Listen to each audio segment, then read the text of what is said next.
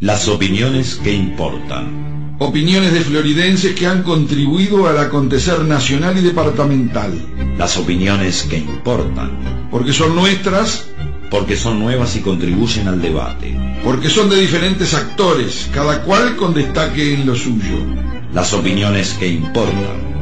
Para reflexionar en la historia nacional y departamental.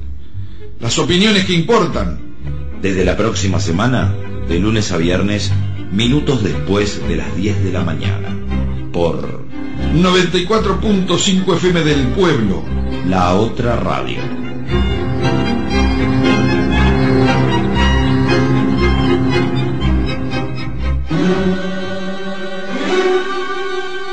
En las opiniones que importan, contamos con la colaboración del doctor Rómulo Rodríguez Garzani. nacido en Mendoza, quinta sección, en el año 1935. Familia de origen netamente campesina, cursó escuela rural, recibido de doctor en medicina en el año 1967. Tuvo militancia estudiantil y gremial universitaria. Integró el MLN, Movimiento de Liberación Nacional Pamaros. Preso político hasta el año 1985. Reintegrado después de su liberación a los cargos obtenidos por concurso, militando hasta la fecha. En las opiniones que importan, Rómulo Rodríguez Garzani. Lunes y jueves, minutos después de las 10 de la mañana, por 94.5 FM del Pueblo. La otra radio.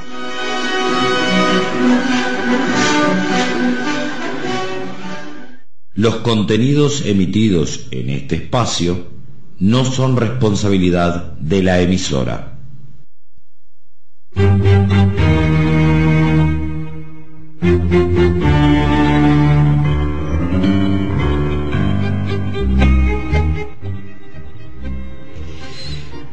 Buenos días, audiencia. Vamos a continuar un poco con las charlas respecto al contexto de los años 1960 para tratar luego de aproximarnos al momento presente.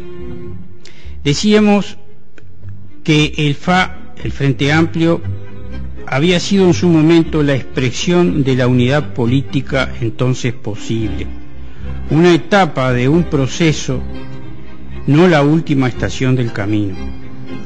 Antes de continuar, vamos a hacer una aclaración.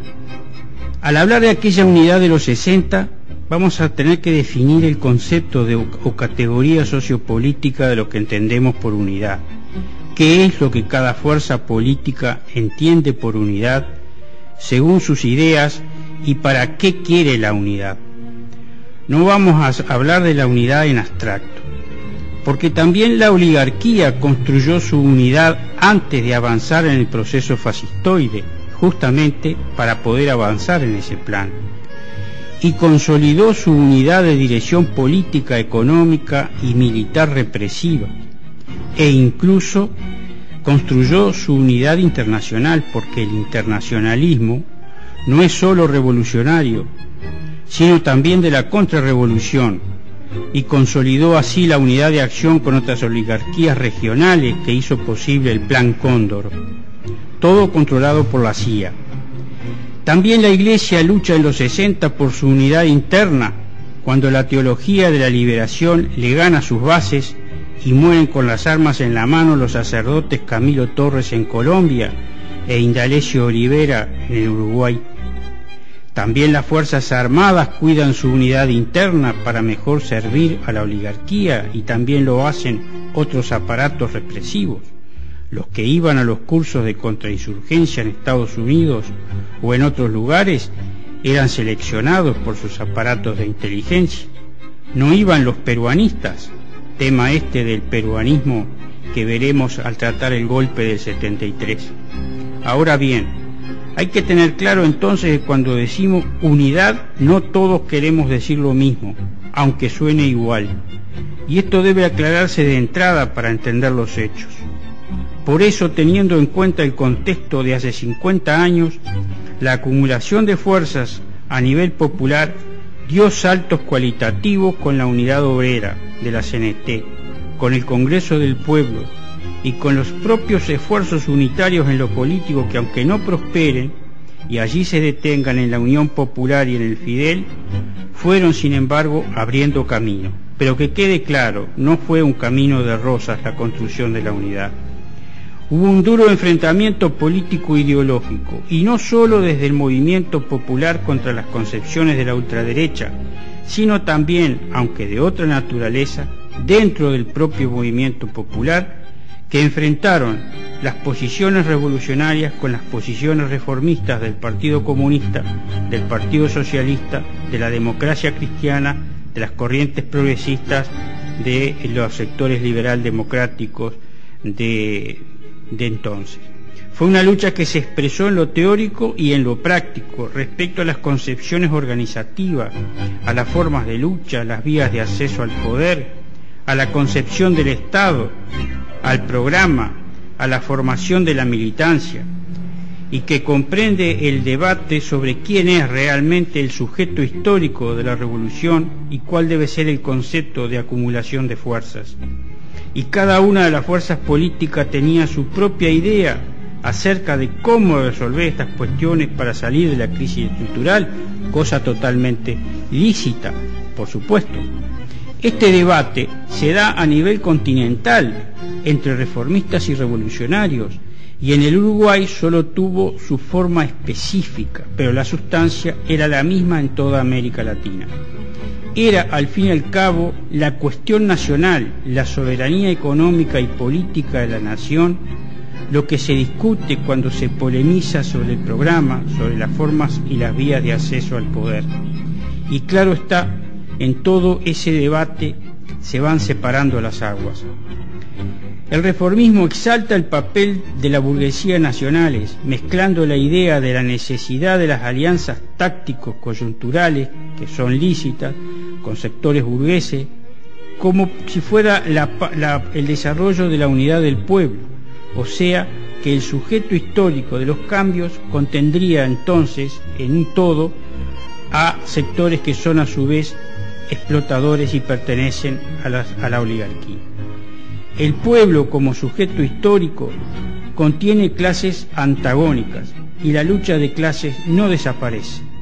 Por eso, una organización revolucionaria, teniendo en cuenta lo que es el sujeto histórico pueblo, con sus contradicciones, debe esforzarse por unir a los revolucionarios en el seno del pueblo.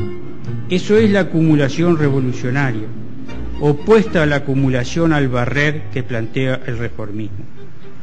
Los revolucionarios critican al reformismo no el que se desarrollen acuerdos prácticos para el progreso de la unidad, que eso es otra cosa, sino el que se reniega del principio de la lucha de clases y se hacen concesiones a la clase dominante. En esta fase del imperialismo monopolista neoliberal, en el que desapareció la libre competencia y las fronteras nacionales se rompen, y las colonias como Uruguay, que es un país colonial, son invadidas por el imperio en lo económico, en lo político militar y en lo cultural, las burguesías nacionales no juegan ningún papel protagónico en la lucha de liberación nacional.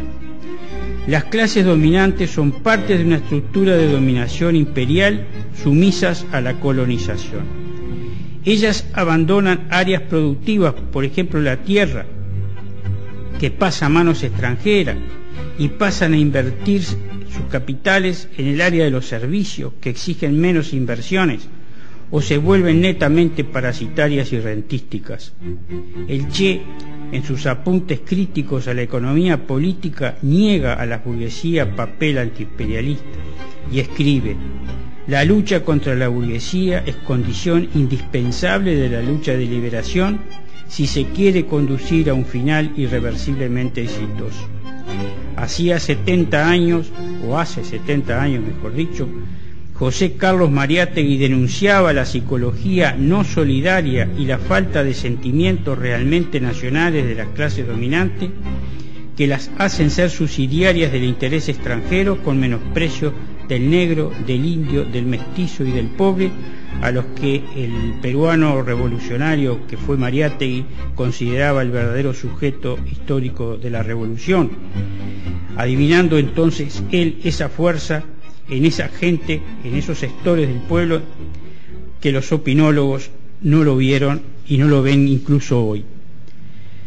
La cuestión nacional era, en suma, la esencia del debate de los 60, y lo es hoy. Pero la cuestión nacional no puede abordarse al margen del desarrollo capitalista en su fase imperialista y neoliberal. La liberación nacional implica, pues, la lucha antiimperialista y al mismo tiempo la lucha por el socialismo, superando el reformismo. Dice Andrés Cultelli en su obra La revolución necesaria, de la editorial Coihue, que se publicó en el 2006, en su página 55, hablando del nacionalismo revolucionario del MLN, que él es contradictorio con el concepto de nacionalismo burgués que manejan los partidos tradicionales y el reformismo de la izquierda, porque estos sostienen una estrategia de colaboración y de conciliación entre los intereses de la oligarquía y del imperio con los intereses del pueblo. El MLN planteaba claramente en los años 60 la lucha por la liberación nacional y el socialismo, y lo reafirma luego en instancias convencionales. Cultelli escribe: el socialismo se torna abstracto y es inconcebible sin el nacionalismo o cuestión nacional. A su vez, el nacionalismo sin socialismo marxista-leninista deviene en una simple ideología burguesa que pone a la nación transformada en un ente metafísico por encima de las clases y tiende a desconocer el hecho mismo de la existencia de la lucha de clases en la sociedad como fuerza motriz de la historia. Y respecto a las fuerzas políticas que en los 60 se definen a sí mismos como socialistas, dice Cultelli: hay muchas clases de socialismo, y hasta la socialdemocracia europea usa ese término de modo ambiguo y cargado de contenido burgués. En suma y sintéticamente, el reformismo procesa la unidad dentro de la estrategia de conciliación de clases con forma de lucha dentro del marco legal burgués. Como única y principal vía de acceso al gobierno, propone la vía electoral. Jerarquiza las alianzas con sectores de la burguesía y da papel principal para las transformaciones de esta clase social a través de reformas, entendiendo a su vez que la oligarquía entregaría el poder en caso de un triunfo electoral popular.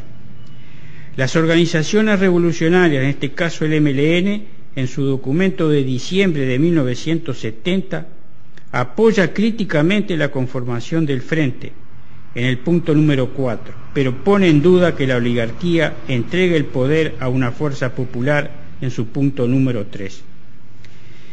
En la próxima vamos a volver al origen del FAS, al contexto y a sus actores, pero dejemos ya en claro que existían en el movimiento popular dos corrientes de pensamiento que tienen concepciones diferentes acerca de qué tipo de unidad se necesita desarrollar y para qué.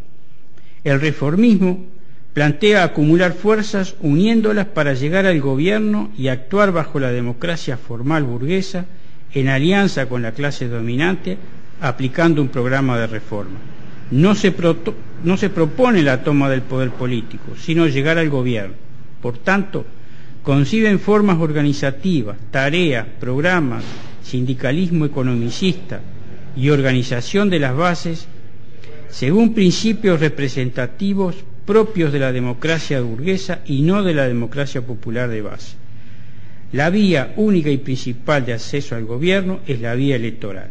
El tema del Estado, el tema del poder es dejado de lado.